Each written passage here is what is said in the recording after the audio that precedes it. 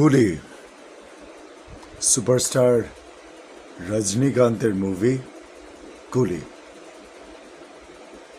আমি জানি না তথাকথিত কিছু বস্তা পচা টাইপের রিভিউয়ার এই মুভিটা নিয়ে রিভিউ দিছে। আমি তো দেখে মনে করছিলাম যে কি না যেন বাজে মুভি বানায় ফেলছে লোকেশ কানাগরাজ। বাট মুভিটা যখন আমি আজকে দেখলাম, এক কথায় আমি মুভিটাকে বলবো মুভিটা একটা ব্লকবাস্টার, আউটস্ট্যান্ডিং একটা মুভি। প্লিজ এই পয়সা খাওয়া, মানে কি বলবো, পয়সা খাওয়া রিভিউয়ারদের রিভিউ দেখে বা পেইড রিভিউয়ারদের রিভিউ দেখে দয়া করে কোনো মুভি না দেখেই জাজ করে ফেলবেন না। এটা হ্যাঁ, হয়তো আপনি কম্প্যারিজন করতে পারেন যে লোকেশ কানাগরাজের এই ফিল্মটা এমন ছিল, এই ফিল্মের তুলনায় এই ফিল্মটা, প্রত্যেকটা ফিল্মের একটা আলাদা স্টাইল থাকে, একটা আলাদা সোয়াগ থাকে। আর রজনীকান্ত স্যার যখন থাকে তখন তো সেটা আরও দ্বিগুণ হয়ে যায়। সো এটা এই কুলি মুভিটা একটা অন্য লেভেলের একটা ছবি ছিল। আমার কাছে খুবই ভালো লাগছে। কি কি ভালো লাগছে আমার কাছে সেটা বলি। প্রথম হচ্ছে, একটা মানুষ ৭৫ বছর বয়সে এসে এই লেভেলের মাস প্রেজেন্স, এই লেভেলের সোয়াগ, স্টাইল, ডায়ালগ ডেলিভারি, এই ধরনের ওয়াকিং, এই ধরনের অ্যাটিটিউড, এটা মেনটেন করা, এটা বজায় রেখে চলা, এটা বিরাট ব্যাপার রে ভাই। এই জায়গায় রজনীকান্ত স্যারকে কম্পিট করার মতন সাউথে কেউ আছে বলে আমি মনে করি না। I am sorry. Real star Upendra খুবই কম সময় ছিল, কিন্তু যতক্ষণ ছিল অ্যাকশনে মাথায় রাখছে পুরা, দারুণ লাগছে আমার কাছে। শ্রুতি হাসান বেশ ভালো সাবলীল অভিনয় করছে। সৌবেন শাহির ওরে দুর্দান্ত, যেরকম মনিকা গানে নাচছেন উনি সেরকমই অভিনয় করছেন। Class actor. নাগার্জুনা স্টাইলিশ লাগছে পুরা, স্টাইলিশ ভিলেন, জোস। আরও যারা আদার্স কো অ্যাক্ট্রেস ছিল সবাই খুব ভালো করছে। And last but not the least, the great Aamir খানকে তো এই ধরনের মুভিতে এভাবে ক্যামেও দিতে দেখা যায় না।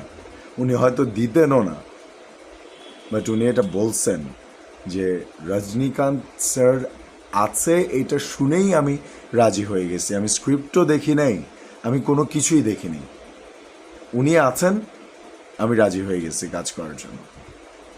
সো আর কি বলবো, রজনীকান্ত স্যারে আসলে হাসি, তার ইমোশনাল সিকোয়েন্সগুলা, তার যে অ্যাকশন, তার যে চোখের চাহনি, তার যে সিগারেট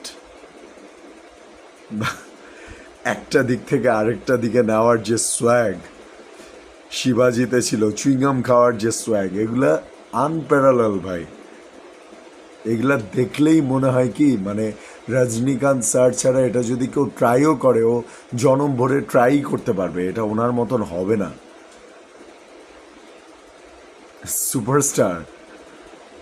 সুপারস্টার রজনীকান্ত।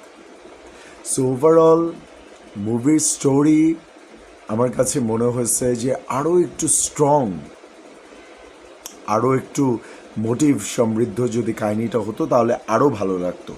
বাট যেটা ছিল, it's good, it's very good. Sathyaraj sir ছিল, উনিও বেশ ভালো অভিনয় করছেন, খুব ভালো লাগছে। আর কার নাম বাদ পড়ে যাচ্ছে আমি জানি না, বাট আমার কাছে ওভারঅল মুভিটা খুবই ভালো লাগছে। আমাকে যদি 10-এর রেটিং করতে বলা হয়, আমি 7.5 দেব কুলি মুভিটাকে, 7.5। আমার কাছে খুবই ভালো লাগছে। সো আপনারা যদি কেউ দেখে থাকেন, আপনাদের কাছে কুলি মুভিটা কেমন লাগছে আমাকে জানাতে ভুলবেন না। এই ভিডিওটা লাইক করবেন, কমেন্ট করবেন, শেয়ার করবেন। আমার চ্যানেল শের শাহরুখ সাবস্ক্রাইব করবেন। আবারও নেক্সটে কোনো সুন্দর মুভি রিভিউ নিয়ে দেখা হবে। Thank you so much. And thank you so much বলেই একজনের নাম আমার মাথায় আসছে। আমি বললাম না, মাথায় ঘুরতেছে। মুখে আসতেছিল না, মনে আছে? অনিরুদ্ধ রবিচন্দর ভাই, মানে খুব আপন মনে করেই বলতেছি, তুই কি রে ভাই, তুই কি ধরনের মিউজিক ডেলিভার করস তুই জানোস? জেইলারে হুকুম গানটা এখন পর্যন্ত আমি ডেইলি শুনি, গায়ের রক্ত গরম হয়ে যায়।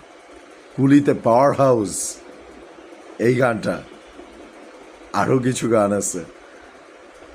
মানে অনিরুদ্ধ, অনিরুদ্ধ মানেই মানে মনে হচ্ছে মানে ব্লাস্ট, মানে সেই লেভেলের একটা ব্যাকগ্রাউন্ড মিউজিক হবে, সেই লেভেলের একটা মিউজিক হবে, মানে কাপাকাপি অবস্থা পুরা। আর রজনীকান্তের মুভি হলে অনিরুদ্ধ তো মানে একদম ফিক্সড যে অনিরুদ্ধ করবেই। সো তার ব্যাকগ্রাউন্ড মিউজিকের কারণে, তার মিউজিকের কারণে মানে মুভিটা আরও বেশি ইম্প্যাক্ট ফেলছে আমার কাছে, আরও বেশি জোস লাগছে। Now I can say thank you so much. সবাই চ্যানেলটা সাবস্ক্রাইব করবেন, ওকে, থ্যাংক ইউ।